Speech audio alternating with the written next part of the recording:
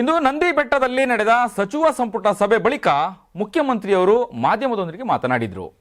ಅಂದರೆ 90% ಬೆಂಗಳೂರು ಭಾಗದ ವಿಷಯಗಳನ್ನು ಚರ್ಚೆ ಮಾಡಿದ್ವಿ ಸಚಿವ ಸಂಪುಟ ಸಭೆಯಲ್ಲಿ ಅಂತ ಹೇಳಿದರು. ಒಟ್ಟು 48 ವಿಷಯಗಳ ಬಗ್ಗೆ ಚರ್ಚೆ ಆಯಿತು ಅಂತ ಸಿಎಂ ಸಿದ್ದರಾಮಯ್ಯನವರು ಮಾತನಾಡಿದರು.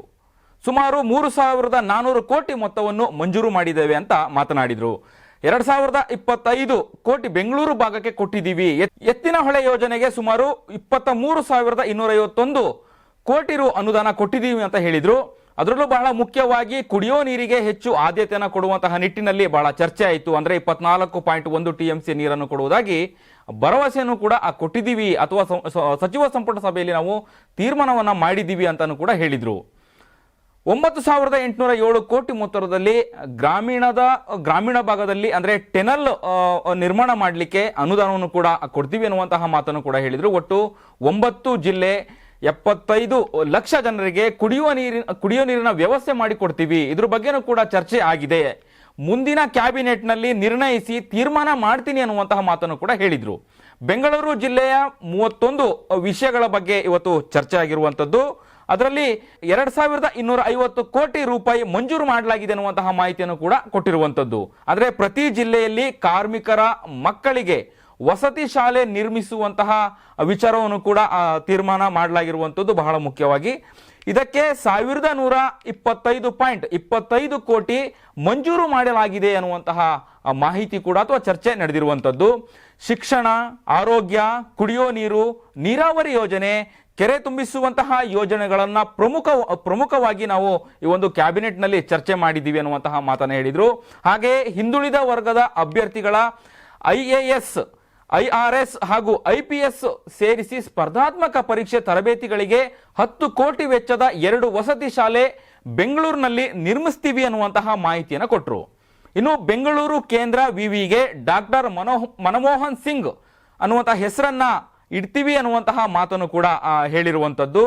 PHCಗಳಿಲ್ಲದ ಹೊಸ ತಾಲೂಕುಗಳಲ್ಲಿ CHCಗಳನ್ನು ಆರಂಭಿಸ್ತೀವಿ ಅನ್ನುವಂತಹ ತೀರ್ಮಾನವನ್ನ ಈ ಒಂದು ಸಭೆಯಲ್ಲಿ ಮಾಡಿದ್ದೀವಿ ಅನ್ನುವಂತಹ ಮಾಹಿತಿಯನ್ನು ಕೊಟ್ಟರು. ಬೆಂಗಳೂರು ಗ್ರಾಮಾಂತರ ಜಿಲ್ಲೆಗೆ ಬೆಂಗಳೂರು ಉತ್ತರ ತಾಲೂಕು ಅನ್ನುವಂತಹ ಹೆಸರನ್ನು ಕೂಡ ನಾಮಕರಣವನ್ನು ಕೂಡ ಮಾಡಲಾಗಿರುವಂಥದ್ದು. ಅದರಲ್ಲಿ ಬಾಗೇಪಲ್ಲಿಗೆ ಭಾಗ್ಯನಗರ ಅನ್ನುವಂತಹ ಹೆಸರನ್ನು ಕೂಡ ಇಡಲಾಗಿದೆ ಅನ್ನುವಂತಹ ಮಾಹಿತಿಯನ್ನು ಕೂಡ ಕೊಟ್ಟಿರುವಂಥದ್ದು. ನಂದಿ ಬೆಟ್ಟದಲ್ಲಿ ನಡೆದ ಈ ಸಭೆಯು ಈ ವರ್ಷದ 14ನೇ ಸಭೆ ಅಂತ ಹೇಳಿ ಸಿಎಂ ಸಿದ್ದರಾಮಯ್ಯನವರು ಹೇಳಿದರು.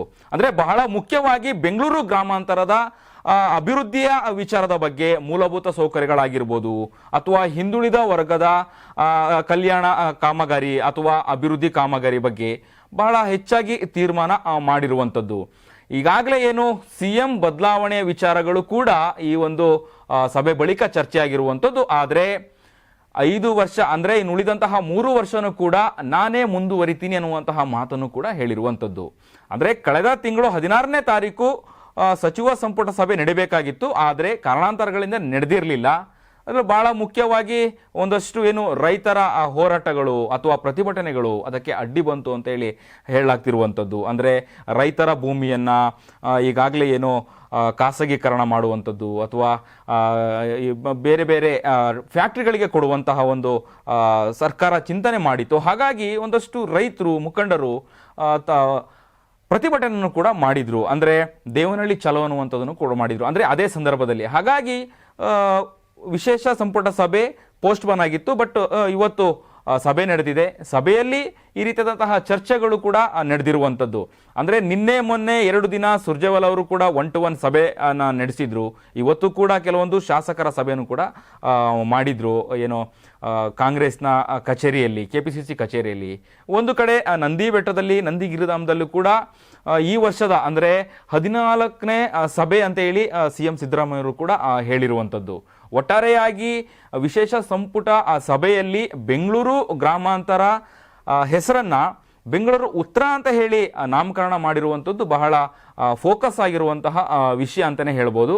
ಹಾಗಾಗಿ ಮುಂದಿನ ದಿನಗಳಲ್ಲಿ ಈ ಎಲ್ಲ ಈಗೇನು ಭರವಸೆ ಕೊಟ್ಟಂತಹ ವಿಚಾರಗಳಾಗಿರ್ಬೋದು ಅಥವಾ ಅಭಿವೃದ್ಧಿಗೆ ಇಟ್ಟಂತಹ ಹಣ ಆಗಿರ್ಬೋದು, ಯಾವ ರೀತಿಯಾಗಿ ಅದು ಸದ್ವಿನಿಯೋಗ ಆಗುತ್ತೆ, ಯಾವ ರೀತಿಯಾಗಿ ಅದು ವಿನಿಯೋಗ ಆಗುತ್ತೆ ಅನ್ನುವುದನ್ನು ಮುಂದಿನ ದಿನಗಳಲ್ಲಿ ಅಲ್ಲಿ ಜನಪ್ರತಿನಿಧಿಗಳು ಅಥವಾ ಅಲ್ಲಿಯ ಶಾಸಕರು ಇದನ್ನ ಯಾವ ರೀತಿಯಾಗಿ ನೋಡ್ಕೊಳ್ತಾರೆ ಅನ್ನೋದು ಮುಂದಿನ ದಿನದಲ್ಲಿ ಇರುವಂತದ್ದು.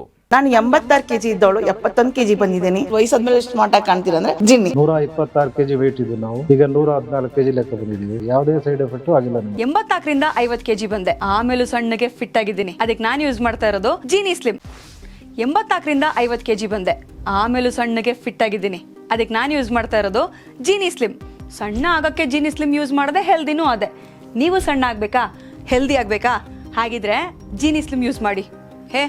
ಸಣ್ಣ ಆಗೋದಕ್ಕೆ ಯಾವುದೋ ಪ್ರಾಡಕ್ಟ್ ಹೇಳ್ತಾ ಇದ್ದಾಳೆ, ಏನಾದರೂ ಸೈಡ್ ಎಫೆಕ್ಟ್ಸ್ ಇದೆ ಅಂತ ಯೋಚನೆ ಮಾಡ್ತಾ ಇದ್ದೀರಾ?